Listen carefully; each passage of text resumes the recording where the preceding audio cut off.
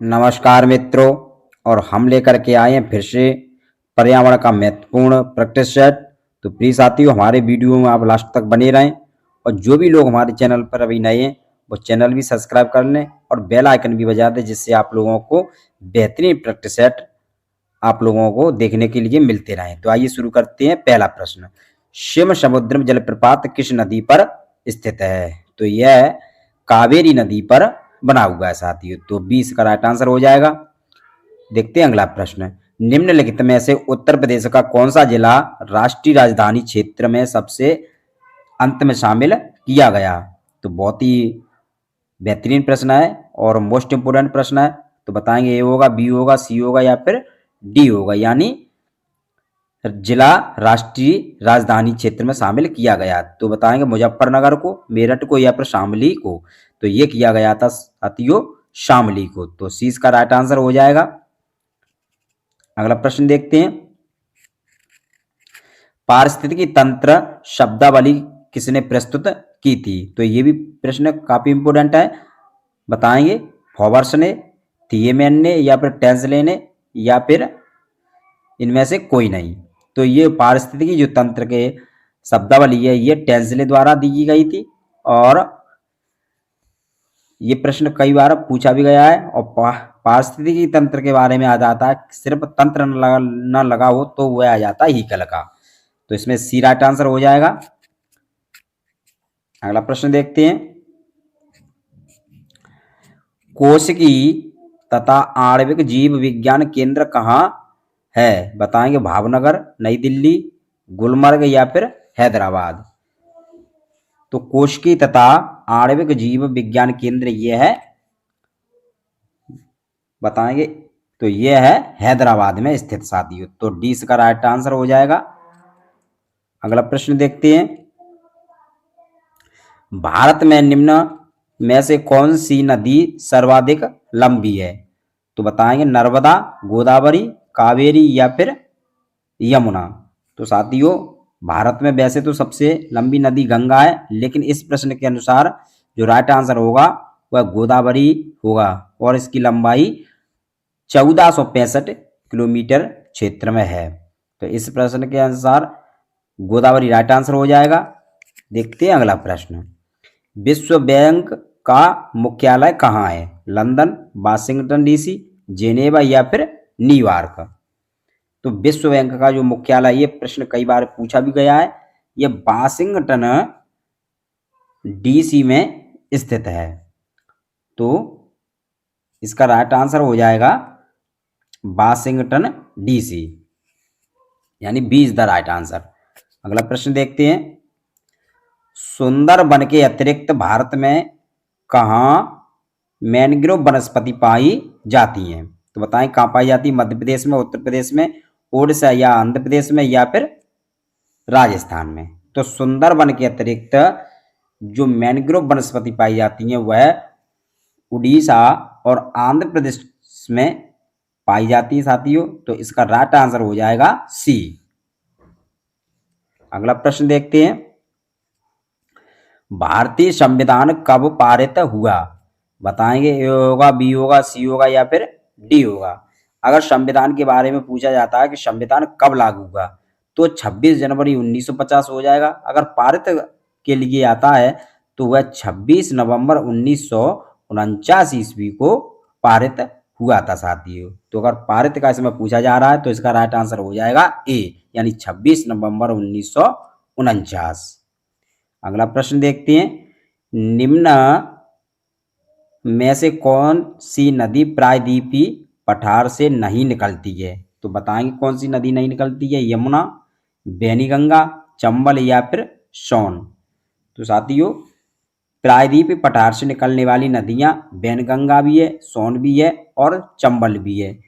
तो ये यमुना नदी है, ये यमुनोत्री से निकलती है, न कि प्रायद्वीपीय पठार से। तो राइट आंसर एक ही तरफ चला जाएगा, यानी यमुना। अगला प्रश्न, इको मार्क उन भारतीय उत्पादों को दिया जाता है जो शुद्ध हो, मिलावट रहित हो, प्रोटीन समृद्ध हो, पर्यावरण के प्रति मैत्री हो। तो ये इको मार्क का जो उपयोग किया जाता है यह पर्यावरण के प्रति मैत्रीपूर्ण हो। तो राइट आंसर हो जाएगा इसका डी, यानी पर्यावरण के प्रति मैत्रीपूर्ण। अगला प्रश्न देखते हैं, भारतीय संविधान सभा में महिला सदस्यों की कुल संख्या कितनी थी? बताएंगे। ए होगा, बी होगा, सी होगा या फिर डी होगा, यानी 10, 12, 15 या फिर 20। तो भारतीय संविधान में जो महिला सदस्यों की संख्या थी ये 15 थी साथियों, और कई कई पुस्तकों में 12 भी लिखा है, लेकिन 12 इसका राइट आंसर नहीं, इसका राइट आंसर हो जाएगा 15। अगला प्रश्न, पर्यावरणीय आयोजन के साथ मूलतः संबंधित संगठन है। बताएंगे। इसरो, नीरी या ICAR या फिर CIFRI। तो इसमें जो पर्यावरणीय जो आयोजक है इसमें जो संगठित है ये नीरी को कहा गया है, यानी बी इसका राइट आंसर हो जाएगा। अगला प्रश्न देखते हैं, हेमिस राष्ट्रीय उद्यान कहाँ स्थित है? बताएंगे। ए होगा, बी होगा, सी होगा या फिर डी होगा, यानी जम्मू कश्मीर, हिमाचल प्रदेश, ओडिशा या फिर मध्य प्रदेश। तो हेमिस राष्ट्रीय उद्यान साथियों जम्मू कश्मीर में स्थित है, और इसकी ट्रैक भी है जहे डाक सिटी में है। तो दाचीगाम भी जम्मू कश्मीर में है और शिमलीपाल भी है। अगला प्रश्न देखते हैं, अध्यक्षात्मक शासन का उदय सर्वप्रथम किस देश में हुआ? बताएंगे। अमेरिका, फ्रांस या फिर कनाडा या फिर रूस। तो बताएंगे साथियों, ये बहुत अच्छा प्रश्न है। अध्यक्षात्मक ये अमेरिका में इसका उदय हुआ था साथियों। तो राइट आंसर हो जाएगा ए की तरफ। अगला प्रश्न, भारत में जलोढ़ मिट्टी का सर्वप्रथम विस्तार किस राज्य में है? बताएंगे। मध्य प्रदेश, उत्तर प्रदेश, महाराष्ट्र या फिर कर्नाटक। तो साथियों जलोढ़ मिट्टी का सर्वाधिक क्षेत्र दोआब नदियों के बीच में माना जाता है, लेकिन सर्वाधिक ये विस्तार है वह उत्तर प्रदेश में है साथियों। तो राइट आंसर हो जाएगा बी। अगला प्रश्न, निम्नलिखित में से विटामिन ई का सबसे बड़ा स्रोत क्या है? अंकुरित गेहूं, सरसों, आंवला या फिर इनमें से कोई नहीं। तो इसमें राइट आंसर हो जाएगा साथियों अंकुरित गेहूं। और बहुत ही अच्छे प्रश्नों की श्रृंखला है, हमारे वीडियो में लास्ट तक बने रहें। नेक्स्ट प्रश्न काफी इंपोर्टेंट प्रश्न आने वाले हैं, आगे देखते हैं। क्वेश्चन नंबर 17, भारत में 2011 की जनगणना के अनुसार सबसे ज्यादा अनुसूचित जाति हैं। बताएंगे किस राज्य में है? अरुणाचल प्रदेश में, मिजोरम में, उत्तर प्रदेश में या फिर मध्य प्रदेश में। तो 2011 की जनगणना के अनुसार अनुसूचित जो जाति हैं वह सबसे ज्यादा उत्तर प्रदेश में स्थित है। तो इसका राइट आंसर हो जाएगा सी। अगला प्रश्न,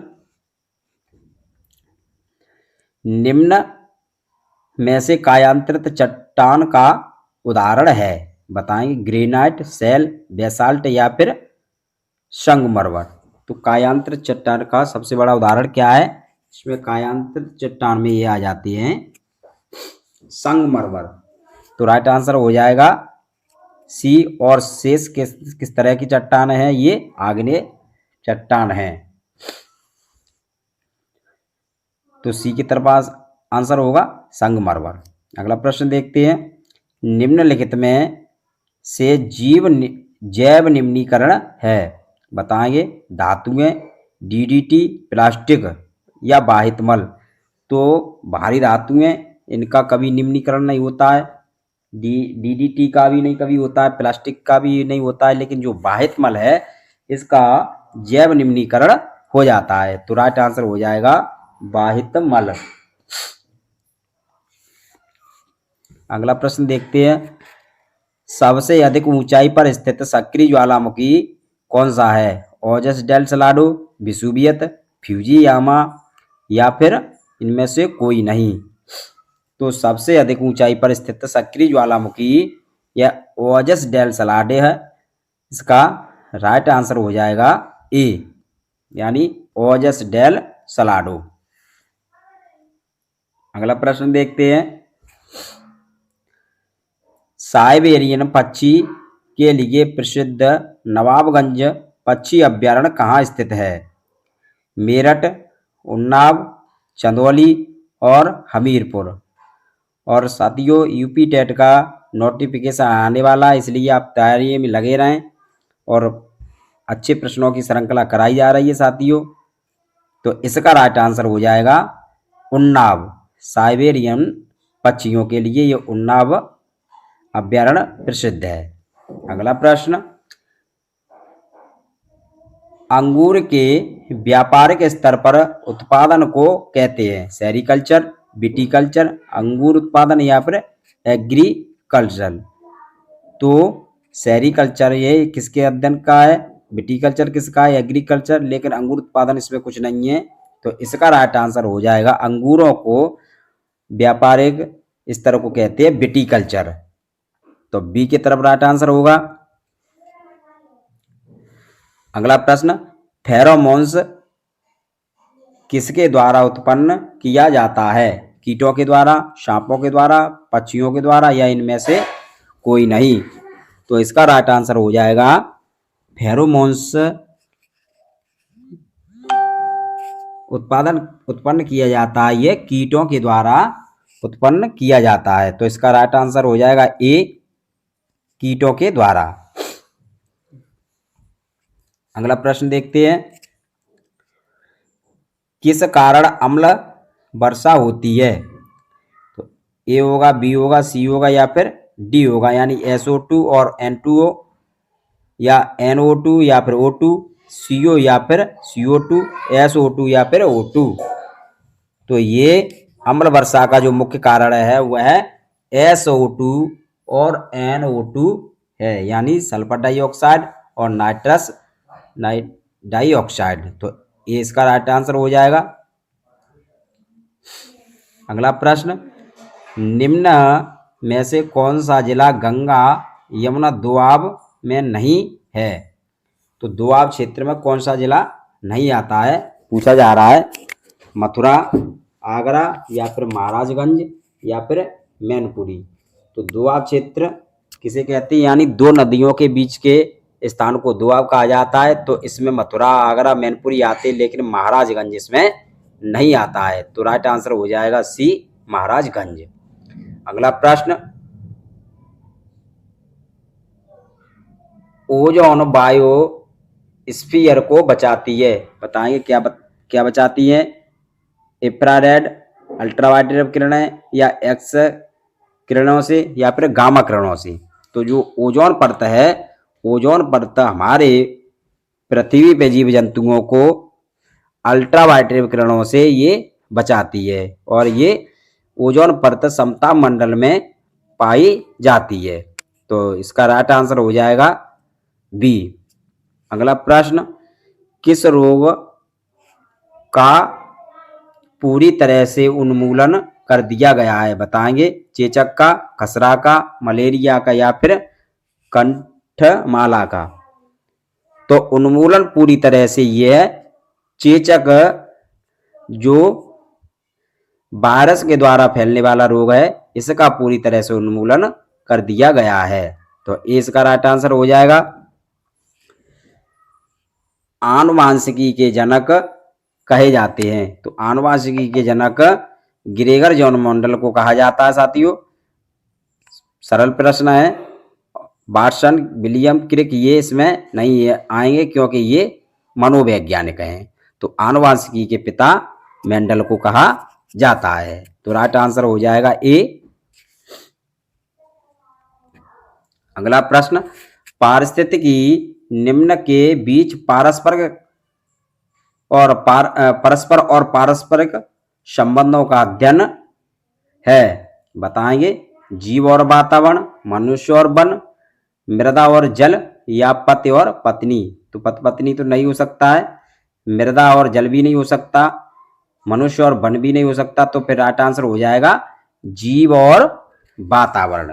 तो ए इसका राइट आंसर हो जाएगा साथियों। अगला प्रश्न देखते हैं, पीलिया किसके संक्रमण के कारण होता है? बताएंगे लीवर के द्वारा, गुर्दा के द्वारा, पीलिया के द्वारा या फिर मस्तिष्क के द्वारा।